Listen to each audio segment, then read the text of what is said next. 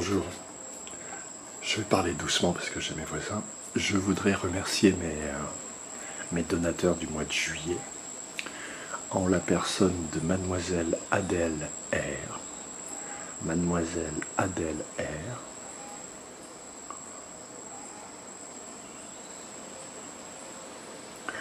De Marie-Jeanne H. De Marie-Jeanne H. De Marie C. Mademoiselle Marie C. de Martinique. Madame ou Mademoiselle Corinne A. Madame ou Mademoiselle Corinne A. Monsieur Richard D. que je remercie sincèrement. Monsieur Richard D. Ainsi que Monsieur Laurent L. Donc je répète dans l'autre sens, je remercie mes donateurs du mois de juillet en la personne de Monsieur Laurent L, Mademoiselle ou Madame Corinne A, Monsieur Richard D, Mademoiselle ou Madame Corinne A, Marie C, Mademoiselle Marie C, Mademoiselle ou Madame Marie-Jeanne H, Mademoiselle ou Madame Marie-Jeanne H, Mademoiselle Adèle R, Adèle R, Mademoiselle ou Madame Adèle R. Et je crois que nous avons fait le tour. Voilà, donc je remercie très sincèrement ces personnes qui ne se rendent pas compte à quel point elles m'aident, vu la situation dans laquelle je suis, vu qu'en plus, même quand j'arrive à signer des contrats, enfin mon contrat s'arrête là le 24 aujourd'hui d'ailleurs, donc à partir d'aujourd'hui, c'est fini, le Seigneur des armées me guide, donc ça peut être la guerre, vu que c'est ce parti politique qui m'a fait signer. Donc je remercie vraiment toutes ces personnes du fond du cœur, chaleureusement, et je leur témoigne de toute ma gratitude, ma sincère gratitude. Voilà, blessed les humains. Blessed les humains. Vidéo Israël partie 2. Une vidéo difficile parce que c'est un tellement long sujet que je pense que je devrais en faire plusieurs. Mais je vais essayer déjà de vous donner le nectar de certaines choses dans celle-ci. La première ayant abordé, je pense, pas mal de points essentiels. Celle-ci va faire, comme je l'ai fait dans le livre des possibles, creuser un peu. Sachant que justement, je viens de finir les audiobooks du livre des possibles, en tout cas les 2 premières parties, ce qui fait 5h30 de vidéo, que je vais mettre en ligne, je pense, avant cette vidéo Israël, en tout cas au moins, je vais mettre 3 bonnes heures,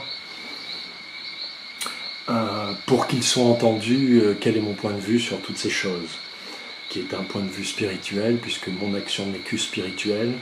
Il faut bien entendre que nous sommes à la fin des temps, que la fin des temps c'est le temps de Dieu, et que tout est spirituel. Par exemple, ces combats que j'ai menés pour la Baie des Anges avec des organismes politiques, où voilà, j'ai pu pour me défendre annoncer que j'allais faire ceci ou cela.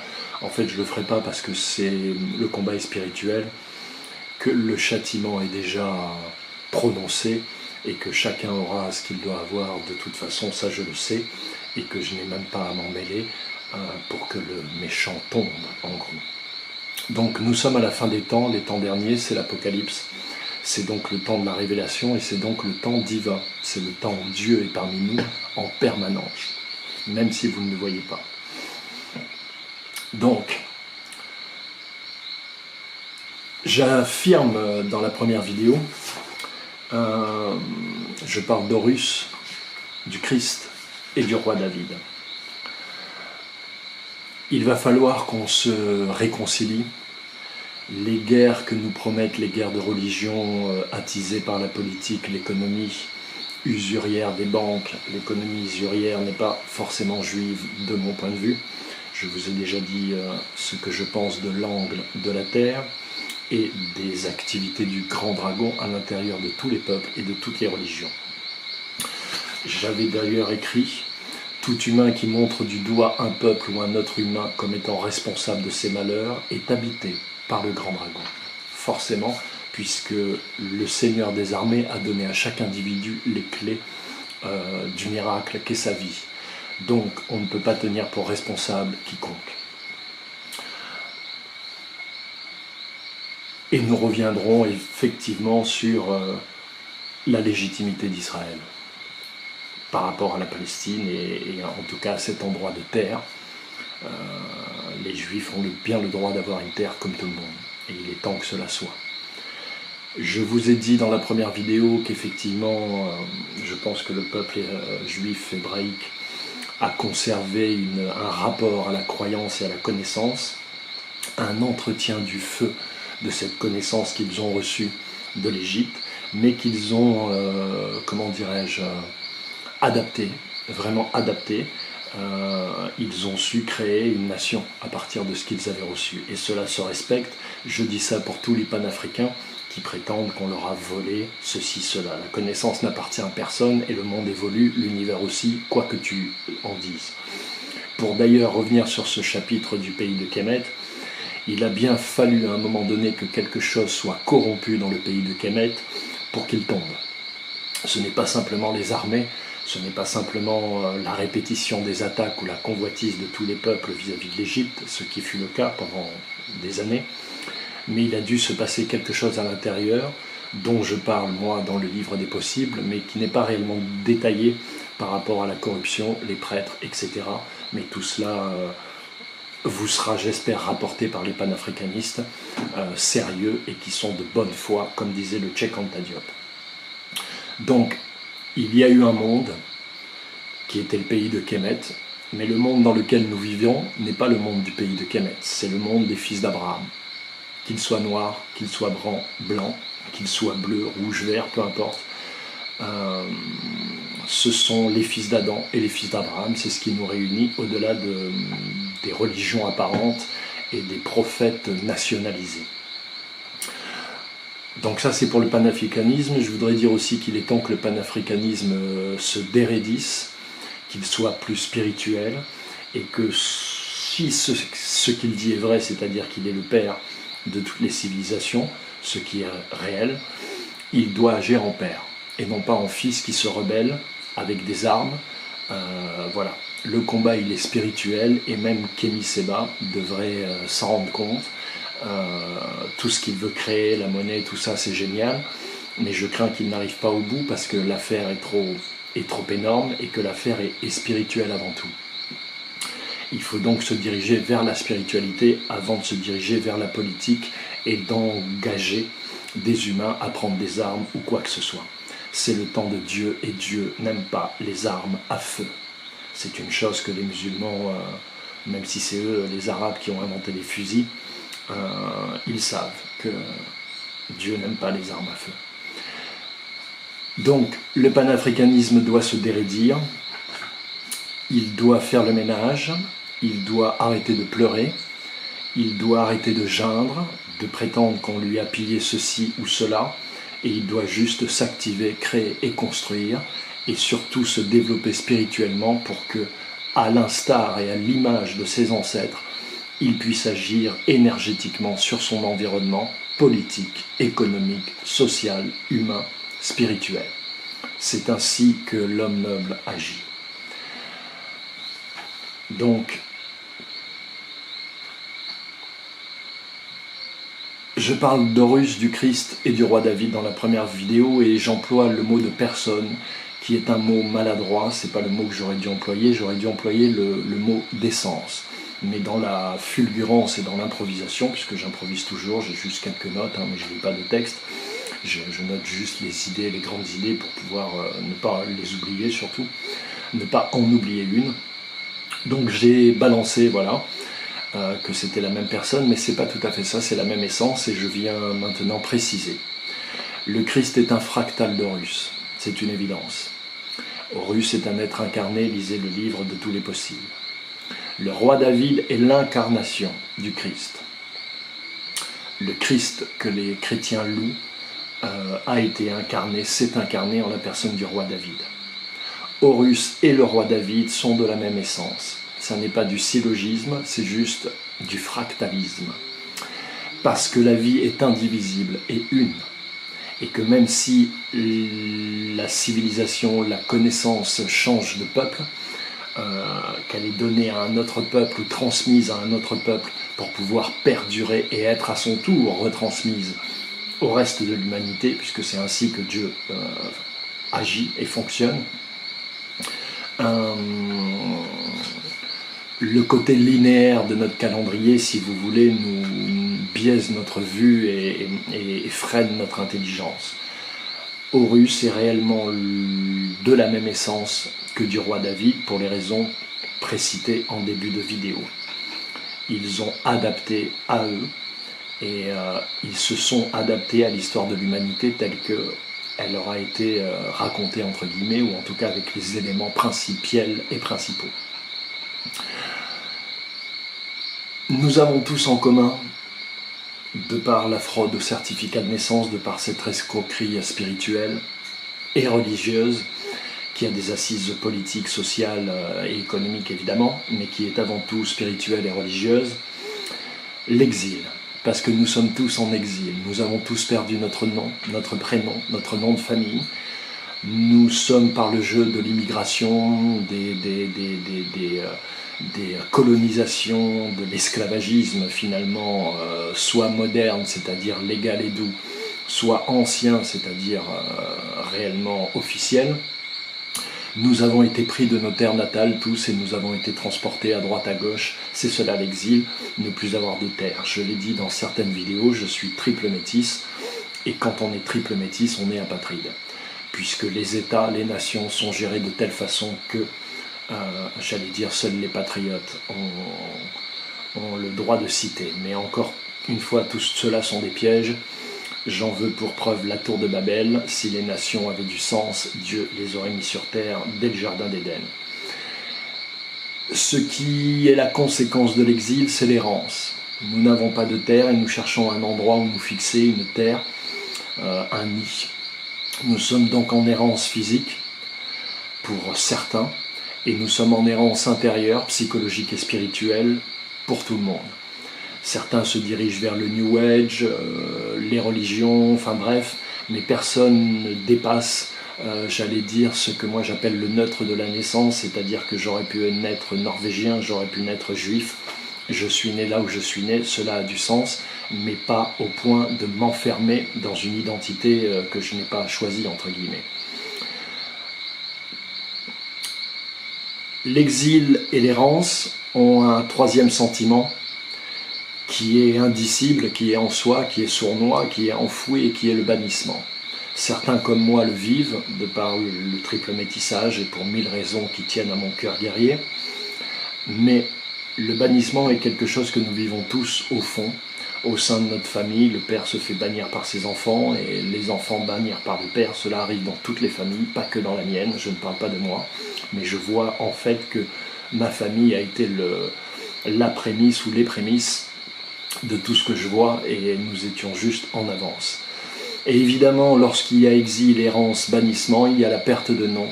Et la perte de nom, c'est la perte de la filiation spirituelle, la famille d'âme, etc., etc., puisqu'on veut que vous vous définissiez en tant que Français, par exemple, pour les Français. Je rappelle aux Français que le mot franc,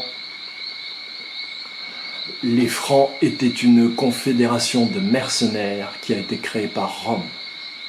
Je répète, les Francs sont une confédération de mercenaires, c'est-à-dire de gens que l'on paye pour qu'ils tuent, qui a été créée par Rome. Et voilà le nom que vous vous êtes donné et dont vous êtes si fiers et pour lequel vous êtes capable de tuer visiblement.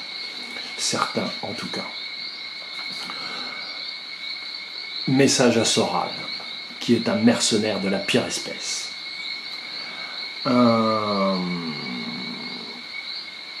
Et comme nous sommes dans un temps de Dieu, nous sommes dans la fin des temps, chacun revient à sa source et chacun revient à ses origines. C'est quelque part ce qu'impose la découverte de l'UCC, c'est d'aller au-delà, de ne pas essayer d'exister au sein de ce système, mais de se dire que ce système a noyé les filiations, a mélangé les filiations, a confusionné l'ordonnancement filial du monde, et que notre rôle, c'est de nous souvenir chacun de qui nous sommes et de quel est notre rôle exactement, notre nature, non pas notre mission. J'ai déjà expliqué ceci dans d'autres vidéos.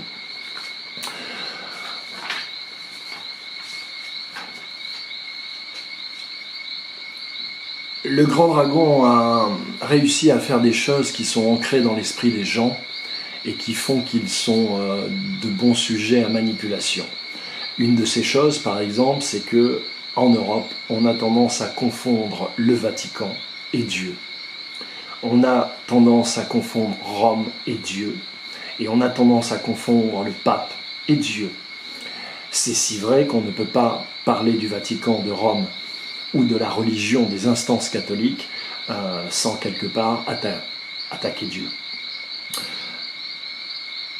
Et c'est dans ces mensonges, dans ces falsifications millénaires et acceptées par tout le monde que s'est logé le bastion de l'UCC, dont la déposition de l'identité individuelle humaine sur toute la Terre est le principal rôle, c'est-à-dire vous faire oublier qui vous êtes. Vous comprenez bien, encore une fois, que ceux qui fabriquent la monnaie n'ont pas besoin de vous la prendre pour s'enrichir. Ils ont simplement besoin que vous n'en ayez pas à disposition pour ne pas les déranger dans leur commerce de mort. Une fois que vous aurez compris ça, vous aurez compris beaucoup de choses. Et vous ne chercherez plus à obtenir quelque chose qui de toute façon ne vous servira à rien, si ce n'est à bien vivre.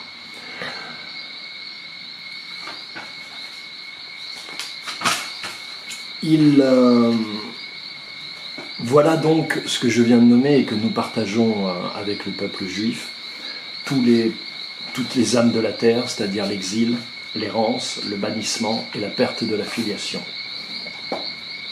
Retrouver la filiation, c'est se reconnecter à son âme, ne plus subir le bannissement, c'est-à-dire ce sentiment enfoui en soi, dû à l'exil et à l'errance intérieure,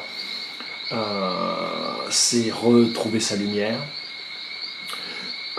retrouver le sens de ses pas et comprendre que c'est un voyage et non pas une errance et que nous remontons à la source comme des saumons, c'est retrouver le sens de sa vie et comprendre qu'effectivement l'exil des Juifs est insupportable à l'humanité, qu'elle a toujours été insupportable à Dieu et qu'elle doit être aujourd'hui insupportable aux hommes. Ça aussi, c'est un point de réparation dans l'âme humaine. Sachant que, évidemment, tout le monde dira, ils sont venus, ils ont tué, ils ont pris. Je vous rappellerai encore une fois que si Israël a fait la guerre pour pouvoir obtenir ce qu'elle pense lui revenir de droit, elle l'a fait ouvertement, elle l'a fait avec ses moyens, ses petits moyens, qu'il ne faut pas exagérer, même si on accuse les Juifs d'être les chefs de tous les banquiers, etc., etc. Ils ne sont pas 1 milliard de personnes non plus. Donc ils ont travaillé de façon acharnée pour obtenir ceci. Les musulmans, à contrario, ont quand même déjà une grande partie du monde, et les occidentaux aussi. On peut aussi relever que Israël est les seuls qui tiennent tête à l'Occident, et Israël sont les seuls qui tiennent tête aux pays musulmans les plus réfractaires à la vie, on va dire d'une façon générale, les plus rigoristes. En cela, encore une fois, ils fondent leur courage, leur légitimité et leur intégrité dans leur combat, ce que moi, personnellement, je respecte. Ensuite, quant au nombre de morts qu'il a pu y avoir en Palestine, avant que Israël puisse atteindre les millions de morts que l'Occident a sur les mains, les millions de morts que les Arabes ont sur les mains, les millions d'esclaves qu'ils ont mis en esclavage, les guerres, les attentats et tout ce bordel économique républicain et athée qui est issu du monde occidental, donc de la religion de Rome, et qui est toujours géré par Rome, dans une confrontation voulue et permanente avec l'islam, ce jour-là, les musulmans et les occidentaux pourront critiquer Israël de plein droit. Mais je pense qu'il va s'écouler au moins 30 siècles avant qu'Israël puisse avoir autant de sang sur les mains que les pays occidentaux, notamment la France, qui en ce moment génocide encore au Mali, au Soudan, au Yémen, au Congo. On parle de millions de morts, quand il est enfin avéré qu'ils ont, puisque c'est sorti la semaine dernière, qu'ils ont, et c'est officiel, qu'ils ont fomenté, organisé le génocide du Rwanda. Donc on ne vient plus me parler des victimes d'Israël et qu'on s'occupe des nôtres. Charité bien ordonnée commence par soi-même. Vous voyez bien d'ailleurs l'aveuglement dans lequel on vous pousse par rapport à Israël, en vous faisant oublier qui vous êtes, c'est-à-dire des assassins d'enfants. C'est-à-dire que nous allons tous au supermarché et nous mangeons des produits qui sont le fruit du sang d'enfants, de femmes, de vieillards, de pays lointains à qui on vient piétiner pour pouvoir juste les piller. Le pire, c'est qu'on vous revend tout cela très cher et que votre qualité de vie, en plus, n'est pas très... Voilà. La qualité de la bouffe, la qualité de l'eau, la qualité. La France est un pays qui est fini, il faut que vous compreniez, c'est fini. La France telle que vous la connaissez, c'est fini. Soit ça deviendra le nouvel ordre mondial de Macron, soit vous allez écouter ce que les gens inspirés tels que moi vous disent, et vous allez enfin comprendre que l'affaire est hautement spirituelle, et qu'il n'y a que le Seigneur des armées, et que le Seigneur des armées n'agrée que les royautés. Il va donc falloir que vous vous mettiez à plancher, que vous arrêtiez vos constitutions puériles, vos instances et vos conseils nationaux de transition et toutes ces foutaises qui ne vous mèneront nulle part et qui feront que le toit sanguinolent des cadavres qui font la structure de toute la richesse de la France s'écroulera sur vous, que vous le vouliez ou non.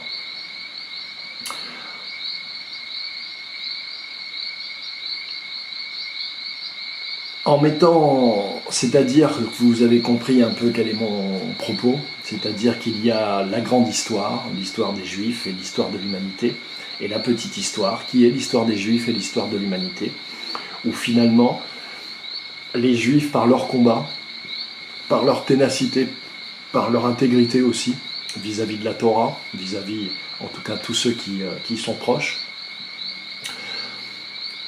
ont quelque part, oui, pris les souffrances du monde sur eux. Parce que lorsqu'on se fait la voix du Seigneur des armées, on prend forcément la souffrance du monde sur soi. On devient une cible, qu'on le veuille ou non.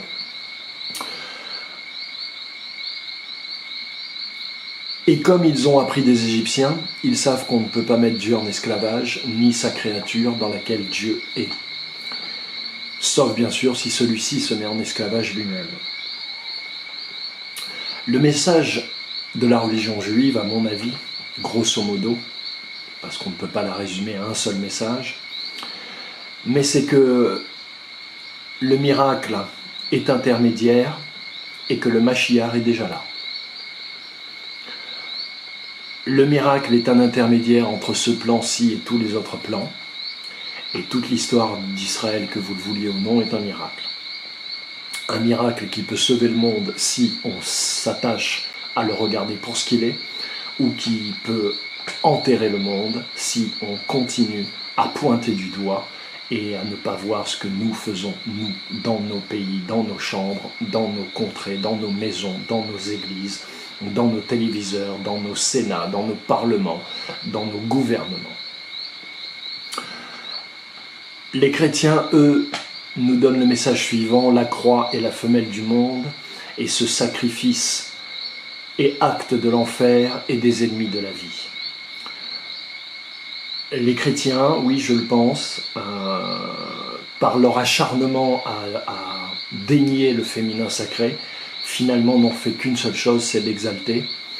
Même si on en arrive à la gay pride et aux transgenres et aux transgenders à l'école, celui qui sait regarder le monde et qui n'est pas un ami de ce monde ira forcément ailleurs, dans un autre sens, en tout cas pas dans celui-là. Et par l'obstination que les Occidentaux ont à détruire Dieu, ils finissent par le rendre quasiment palpable. Les musulmans, eux, envoient le message suivant, c'est qu'il ne peut pas y avoir d'intermédiaire entre l'individu, le cœur de l'individu et Dieu. C'est l'essentiel de leur message. C'est pourquoi cette soumission dont ils se revendiquent est à mon avis une falsification, une altération des messages du prophète. Sachant que pour l'islam, quand même, je voudrais dire quelque chose, parce que j'ai quand même pris des années pour étudier toutes ces religions, et même si là je vous fais des petits résumés, vous inquiétez pas, il y en a sous le talon, on peut discuter avec n'importe qui. J'ai l'impression qu'il y a dans cette histoire de famille entre juifs et musulmans comme un fratricide.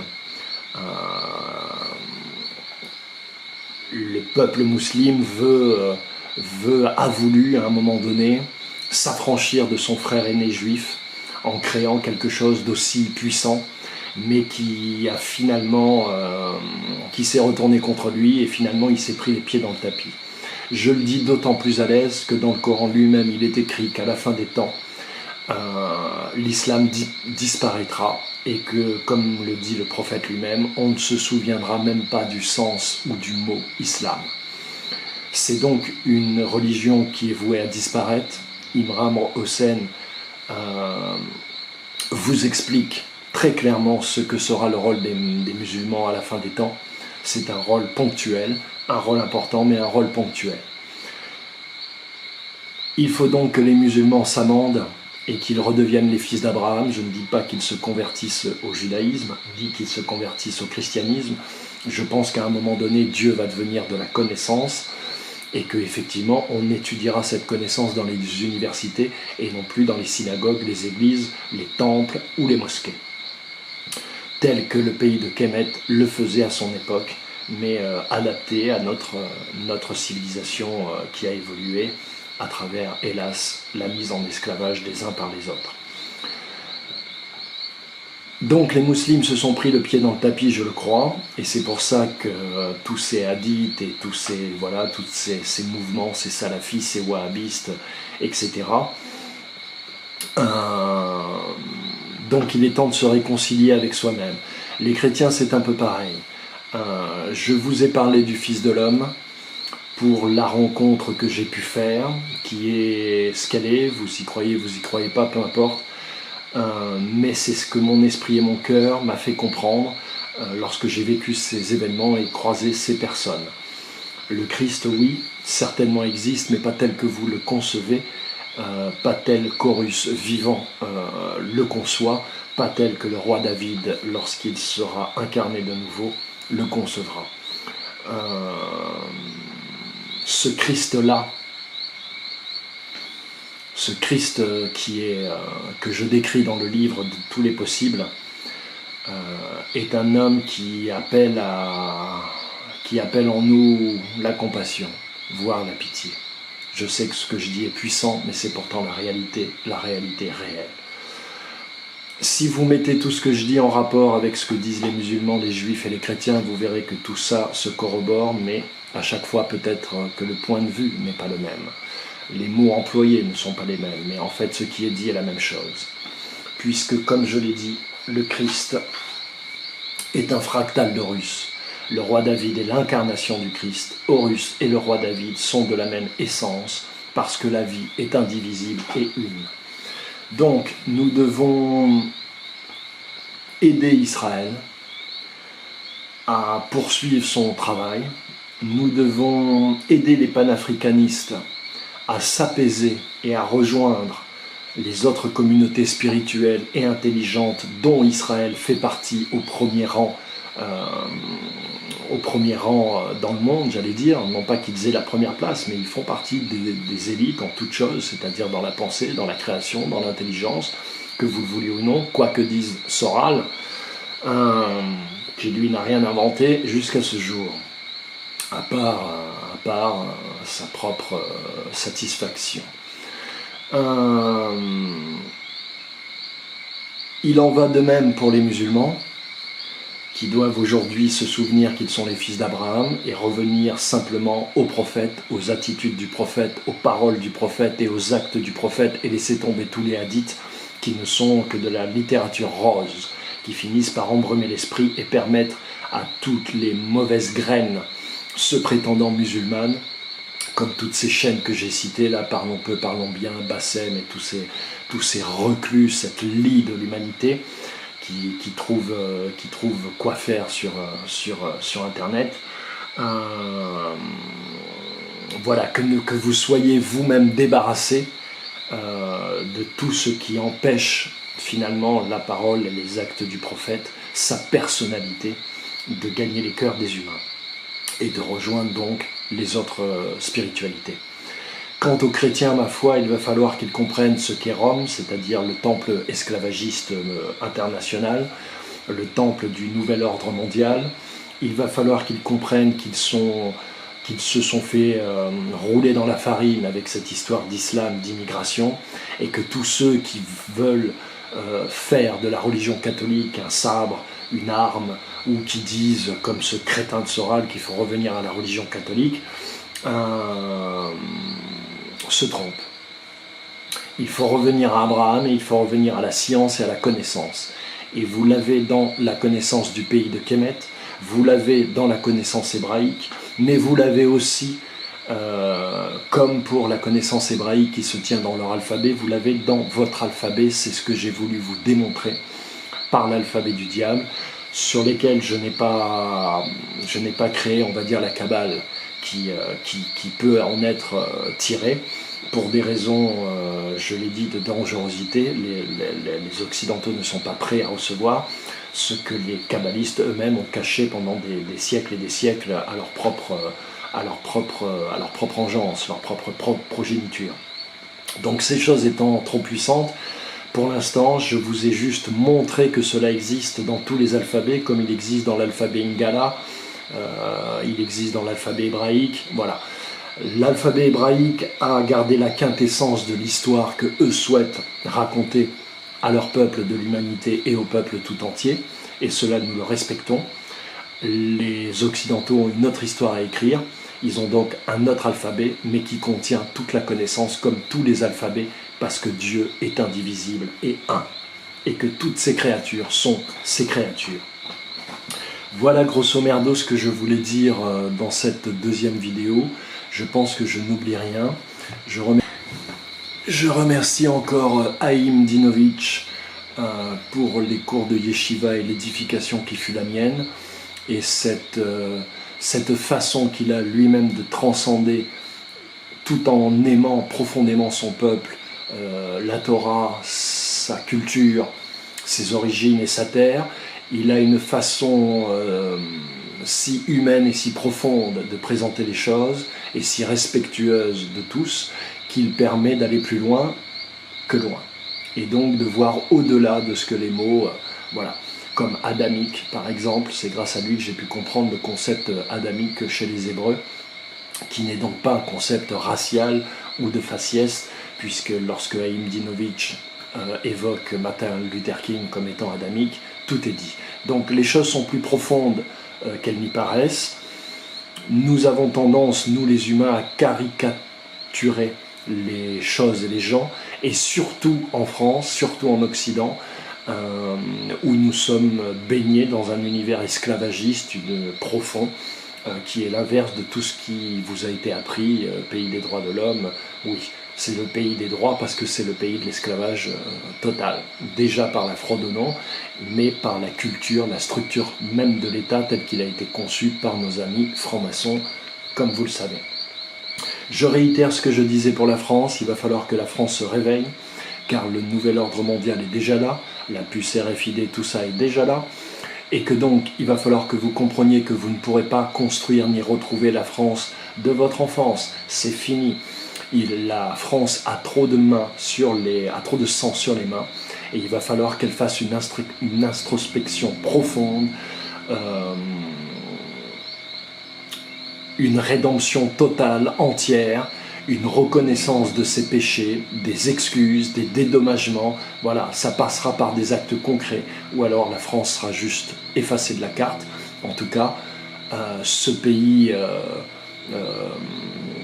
où les Anglais disaient à une époque « heureux comme Dieu en France » n'existera plus jamais, parce que soit le nouvel ordre mondial prendra le pas, soit ce sera d'autres nations telles que la Russie, etc., qui vont nous gérer, puisque nous sommes incapables de nous gérer.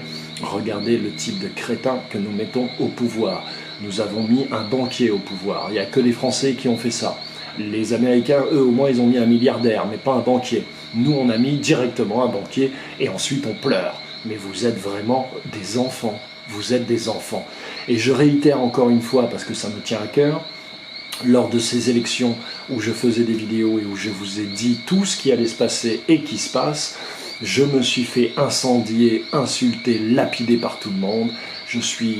J'aimerais bien vous entendre maintenant. Une dernière chose aussi qui est importante, c'est que effectivement nous sommes à la fin des temps, nous sommes dans un temps divin, dans un temps de Dieu, et donc par conséquent il faut poser ses choix, il faut prendre part, il faut affirmer quel est son camp. C'est tout ce que le Seigneur des armées demande, et c'est tout ce qui vous apportera bénédiction et protection. C'est pour ça que je n'ai pas peur de partir dans des combats comme sur la baie des Anges contre des partis politiques, alors que je viens de retrouver mes marques en Guadeloupe et qu'eux sont là installés avec toute la logistique qui peut être la leur, parce que je sais que tout est spirituel, je sais que tout ce que je leur ai dit va leur arriver. Voilà, parce que l'univers il est tel qu'il est, et la gesticulation interprétative ou cérébrale ou verbale n'y changera rien. Les choses sont ce qu'elles sont, il faut donc affirmer ses positions, et c'est pour ça que je le fais. On ne peut plus se réfugier dans une religion ou dans une autre. Et c'est pour ça d'ailleurs qu'il y a tellement de conversions au judaïsme actuellement, contrairement à ce que vous croyez. C'est des milliers de personnes à travers le monde qui se convertissent, parce que le judaïsme propose autre chose qu'une religion. Il propose de la connaissance, il propose une famille, il propose une direction, il propose de la fierté, du courage. Voilà, il propose finalement tout ce dont toutes les nations ont été dépossédées. Je vois sur Internet que bon nombre de gens regardent Poutine comme étant le sauveur. Poutine ne sauvera personne. Demandez aux gens qui résident en Russie si le sort est plus enviable que le vôtre. Je ne crois pas. Je ne crois pas dans plein d'endroits. Donc, même s'il est orthodoxe et qu'apparemment, il est, j'allais dire, ses actions sont assises sur de la foi, mais c'est surtout assis sur de la politique et la protection de son propre peuple, pas de l'humanité. Donc, au bout d'un moment, il y aura un choix à faire. Entre vous et eux, ils choisiront eux. Voilà. J'espère que vous ne tomberez pas dans les pièges des religions. Je vois là ces choses horribles, les Algériens, on ne sait plus comment attaquer, on ne sait plus comment en fait faire en sorte que les catholiques ou les athées soient remontés contre l'islam, donc on prend toutes sortes de prétextes et on gâche finalement, alors que je m'en fous de la canne, mais l'Algérie a gagné et on gâche ça en taxant l'Algérie de meurtrier. Il s'avère que c'est un Turc. Je présente mes condoléances à la famille de ce jeune homme qui, comme je le dis dans toutes mes vidéos, est encore une fois quelqu'un de bien, qui travaillait, qui passe ses diplômes, qui faisait chier personne, c'est toujours comme ça. Je vous ai dit que j'ai fait un compte des morts dans les cités, c'est 1,5 par semaine, depuis 1975, 1,5 par semaine, qui sont donc abattus, soit de crimes racistes, mais 99% par la police, et qui ne sont jamais... voilà, tout le monde est toujours acquitté, c'est toujours un accident, c'est toujours légitime. Donc c'est, j'espère, effectivement le mort de trop. Je salue la LDNA pour son travail, je leur demande de ne pas tout mélanger, d'être précis dans leurs mots, dans les mots qu'ils emploient. Je les suis de très près depuis le début, ils le savent, ils ont tout mon soutien, mais eux aussi doivent mettre plus de spiritualité. Je respecte la force, je respecte le courage, je respecte la détermination, je respecte aussi la transparence et la clarté de leurs propositions et de leurs idées, mais je leur dis, faites attention, ne vous faites pas emporter par votre propre émotion, car là sera, comment dirais-je, une marche, un étrier pour vos ennemis qui sauront monter dessus, s'en saisir et vous déstabiliser. Donc soyez précis, soyez centrés, soyez concentrés, soyez fraternels, soyez ce que vous avez toujours été, intelligent, généreux, courageux et fier. Voilà. Que dire de plus? Je pense que j'ai un peu fait le tour. Je vais donc sortir les livres de tous les possibles. Voilà, la baie des anges, c'est derrière nous, on a fini avec ça. J'ai sorti donc ce teaser 13 titres que je vais essayer d'enregistrer. Alors peut-être pas les 13 titres parce que c'est voilà, c'est cher les studios, mais je vais essayer d'en faire 5-6 et les sortir pour septembre. Et puis je vais donc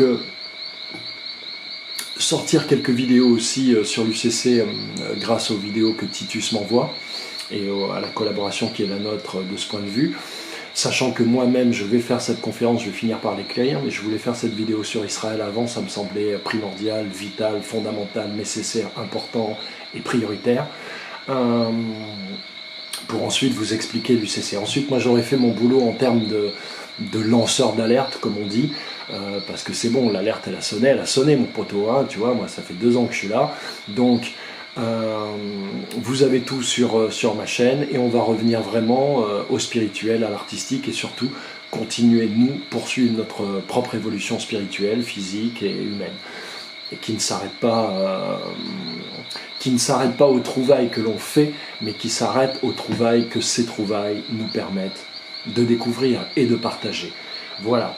Je vous salue, je salue tous les peuples, je salue Israël, je salue les Palestiniens, je salue Jérusalem l'éternel et non pas Rome l'éternel, je salue les fils d'Abraham, je salue les Adamiques, je salue tous ceux qui se sentent proches de la connaissance et de la science de Dieu qui est l'unique science, qui n'a pas de langue, pas de nation, pas de contrée, elle est unique et elle est la même sur toute la terre pour tous les hommes.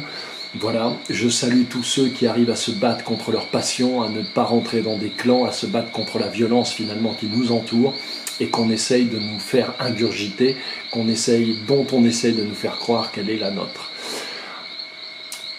Je salue ceux qui m'ont soutenu en Guadeloupe, ils sont pas nombreux, mais ils sont là, et je salue ceux qui me regardent et voilà, et tous ceux qui me posent des questions et tous ceux qui se rapprochent de moi pour essayer d'éclairer un peu le chemin en Guadeloupe.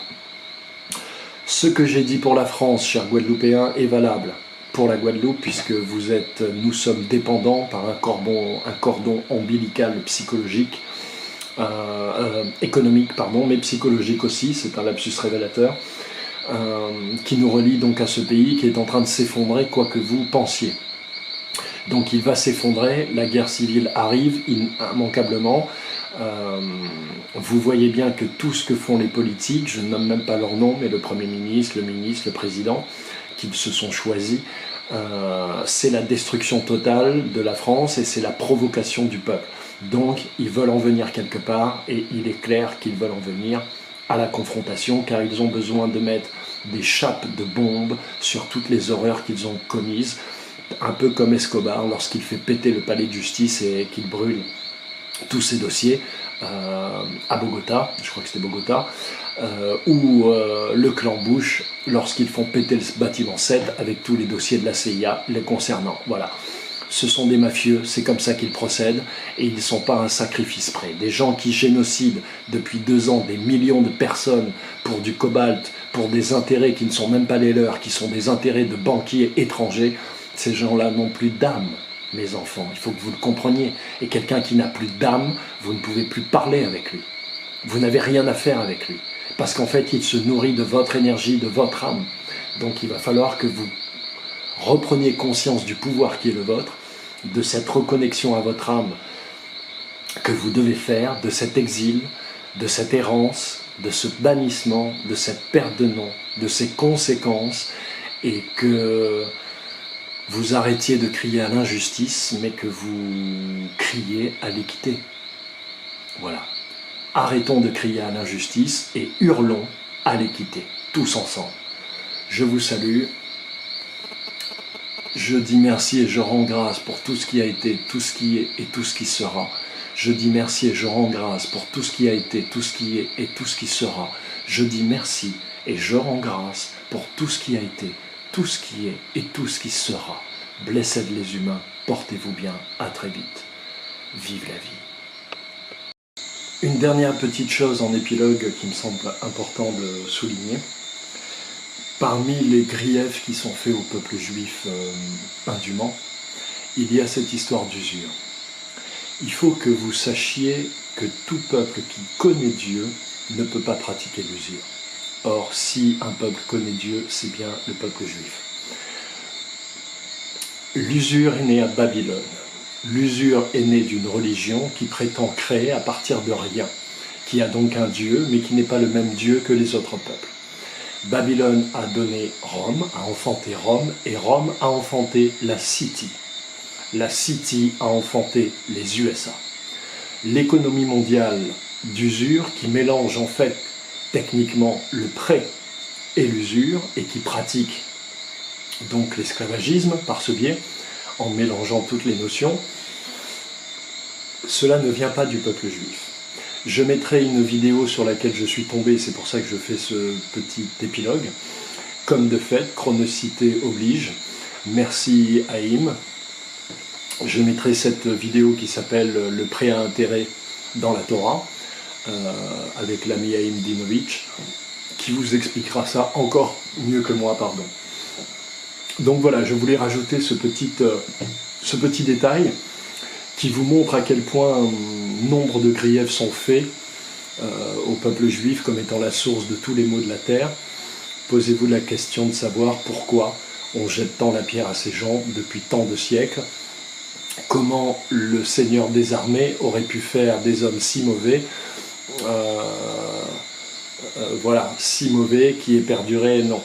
Ça n'est pas, voilà, ceux qui se réclament de Dieu, du Seigneur des armées, ne peuvent pas ni pratiquer l'usure, ni le prêt à intérêt, ni toutes ces choses qui viennent, je le répète, de la religion babylonienne, qui a enfanté Rome, qui a enfanté la City, qui a enfanté les USA, et qui est devenue donc l'économie mondiale.